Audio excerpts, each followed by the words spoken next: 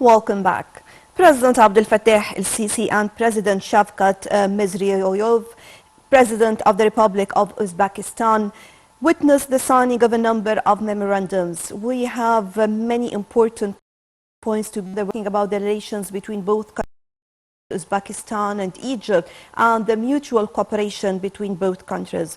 Over the phone, we have Dr. Youmn Hamaki, Professor of Economics at Shams University. Good morning, Doctor. Good morning, Nashwa. So first of all, I'd like to shed the light on the importance of the mutual cooperation between both countries. Actually, Nashwa, Egypt is trying, intensively in order to diversify our relations with different countries of the world. And besides Western countries, we have, Asia. Asia can represent as a continent, can represent the future according to different studies regarding the potentialities of production and investment. From here it comes the importance of Uzbekistan as a very important, country in Central Asia. And this country actually can be a gate for Asian economies regarding, Shanghai cooperation, as it has been mentioned in the meeting between President el-Sisi and the President of Uzbekistan, as well as, the International of Islamic Cooperation for the Islamic cooperation. This is actually another dimension to extend all types of cooperation, economic, social, cultural, and political cooperation between Asia and Egypt.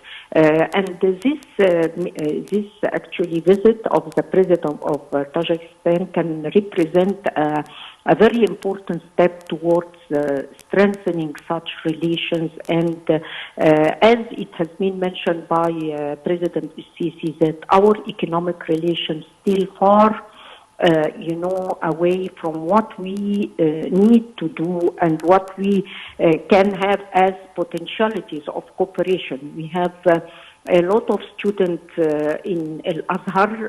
They have done their studies here, and they are actually attached and related to Egypt by all means. And from here it comes that from the economic perspective, we are not exploiting our relations with Tajikistan and these areas, Islamic countries as well as Asian countries, as it should be. Hello? Hello? Yes, Nash. Yes. Doctor, we have many different memorandums that were signed, and actually these memorandums cover several fields. So let's discuss this in more details, because usually we are talking about the cooperations between countries and always taking into consideration the win-win policy in this.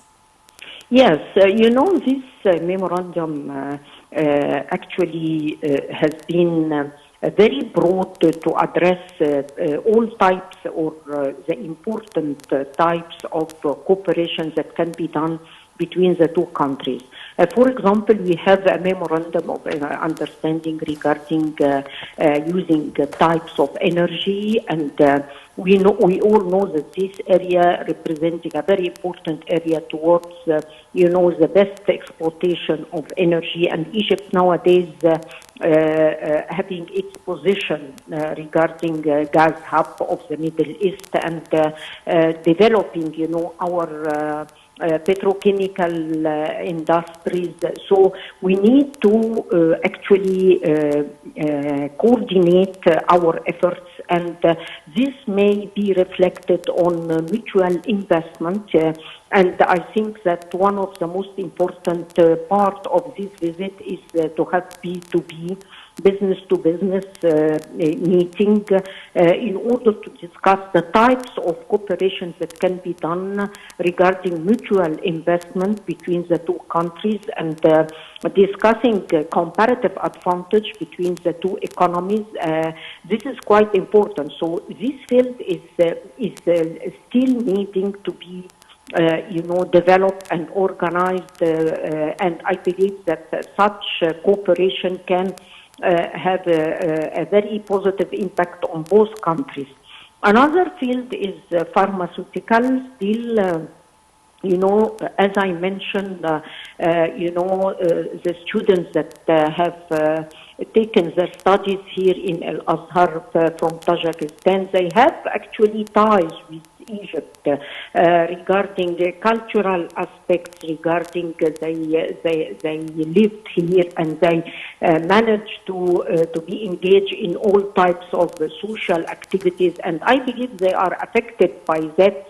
And they are in need in some products that can, like food industry, we can export food production into Tajikistan. We can export pharmaceuticals. So one part of this memorandum of understanding has addressed pharmaceutical, to how extent we can cooperate, taking into consideration the challenges of health conditions after COVID-19 still existing, and we need actually to organize and to coordinate our efforts regarding how to enhance health services provided for population in the two sides. So I believe this is another dimension that can be quite important for both countries, pharmaceutical, as well as other industries.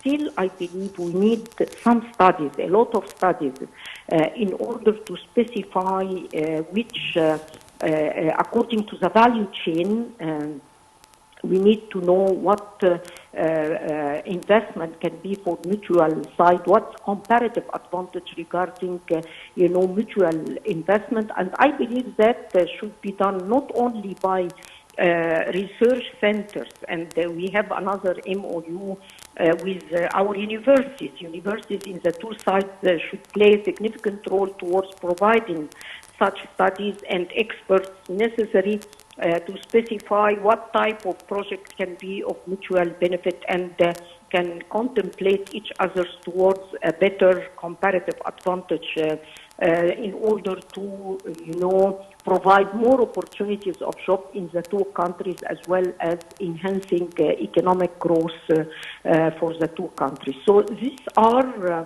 actually the dimensions that have been addressed and discussed during such visits. I believe that we need more activities to be done in order to activate such visits by translating into opportunities of investment, opportunities of exchange. They have discussed also tourism, the importance of tourism, and to how extent Egypt is attractive for tourism to people in Tajikistan. And I believe that we need Egypt, actually, generally speaking, we are not quite efficient to promote ourselves. And I believe this is part of what we have to improve our capabilities regarding that. Because when you talk about, Islamic countries, and we mentioned to how extent we have such within organization of Islamic cooperation, and we have actually a lot of donations coming from the Bank of Islamic Cooperation. They are supporting us in different fields, actually regarding renewable energy, in education, in health, but still how to translate this and into more investment and more opportunities of generating more GDP for all Islamic economies. I believe still, intra-trade and intra-investment among Islamic countries still quite minimal compared to the potentialities of enhancing such economic relations. And when we talk, Nashwa, nowadays about the challenges confronting the world economy, nowadays we can see quite polarization, specifically with the threats and risks of Russian-Ukrainian, and we can see last day to how extent this war has been escalated by both, both sides. You can see to how extent that we need, as Egypt, besides diversifying our relations, economic and political relations, we need actually to achieve more regional economic and political integration to be sure about the value chain and how to activate the participation of Egypt in such value chain on a regional basis, so that we can, address such threats and risks. This is quite important. This visit is can address this dimension properly enough. Doctor, I'd like also to focus on the agriculture sector, because we talked a lot about this and about the potentialities in this sector in particular. So if I'm talking about the cooperation between both countries and how we can exchange expertise and take benefit of this in this field in particular. Yes, this is a very important dimension, and we can notice nowadays with the exchange rate and the devaluation of the Egyptian pound, to how extent we are addressing the severe crisis regarding inflation, specifically in food product, and to how extent this is affecting seriously the quality of life for Egyptians nowadays. And the government is trying hardly in order to provide basic product with, the minimal potentialities of inflation as the efforts done by the government. Still, this type of cooperation can have a very important impact towards achieving self-sufficiency of food, and as well as, enhancing the potentiality of benefiting from a comparative advantage in the two countries. For example, Egypt is suffering from scarcity of water, so we can produce with both expertise in the two countries. We can cultivate and produce different, agricultural products in the two countries. This means more investment, more exchanging experiences, and this can have an impact on transfer of technology. And if we activate, the research R&D between the universities of the two countries, we can, translate this R&D into reality, into having new products to address climate change and to address, the necessity of food production for the two countries. So, as I mentioned before, this needs the studies about comparative advantage in the two countries, but it's quite clear that regarding the agriculture sector, we need technology, we need, exchanging researches, we need to use our comparative advantage in the best way for the two countries. Doctor, of course, we know that it is very, very important to follow after these memorandums or agreements. So we know that the president usually paves the way for more to come next. So both presidents actually agreed to have a committee to follow up with these memorandums and to accelerate the implementation of these memorandums. So let's discuss the important steps of this, because this is the most important part as well. Yes, this is quite important, but it's more important to activate this, mechanism. It's not only because, every time we are talking, Nashwa, we can mention these type of committees. We have hundreds of committees regarding, or aiming to harmonize efforts and to activate economic relations between Egypt and other countries. Still, the performance is not up to the standard we are needing. Because when we always have, like, for example, we have a committee to follow our relations with China. Inside, the office of our Prime Minister, still these committees are having, only meetings when we have a visit or so on. But they are not working according to a methodology, quite clear methodology, and they are not subject to a system of monitoring and evaluation to see the impact of these committees.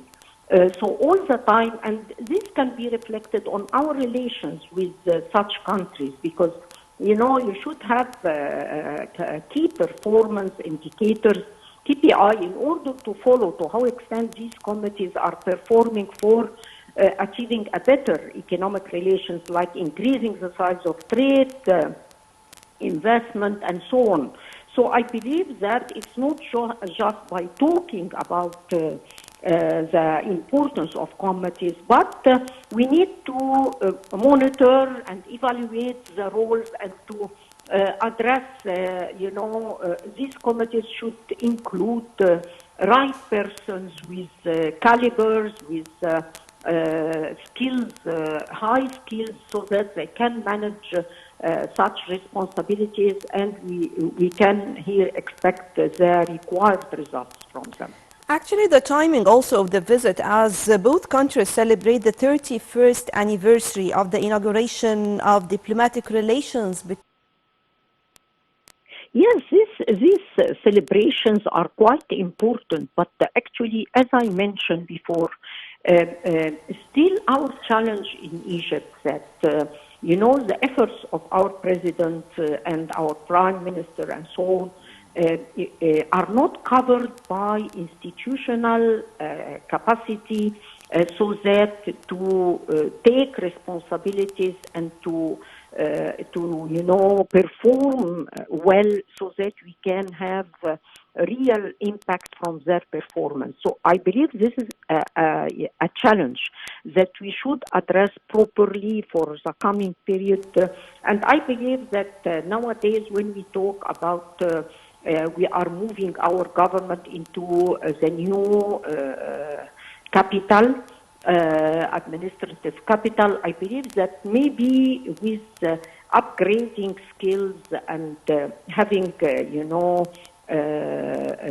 responsibility, clear responsibilities, I believe that this may have an impact.